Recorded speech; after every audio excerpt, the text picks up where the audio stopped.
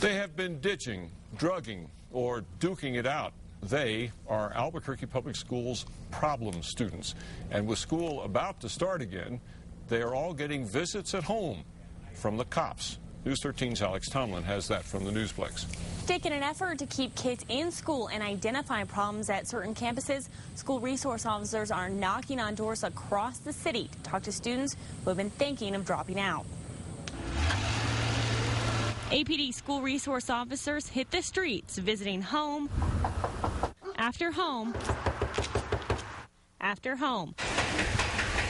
Tonight, about 30 of the officers went to 60 homes looking for 3 types of kids. Kids that are truant from school, kids that are hanging out with the wrong crowd, specifically hanging out with folks that are on the fringe of being in gangs or possibly in the gangs, or kids who are involved in incidents at school that either involve weapons or the perception of being involved in weapons. At some houses, it's easy to see why the students are being marked absent. Does it? That's why he's trimming.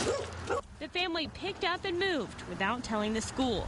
Officers try to make sure that students they do talk with know where to go for help in the future. We're telling the officers to leave some contact information so that they do have a resource that's viable.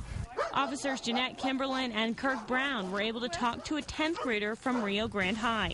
He didn't want to go on camera, but told SROs it's not peer pressure that keeps him from class. Why were you ditching?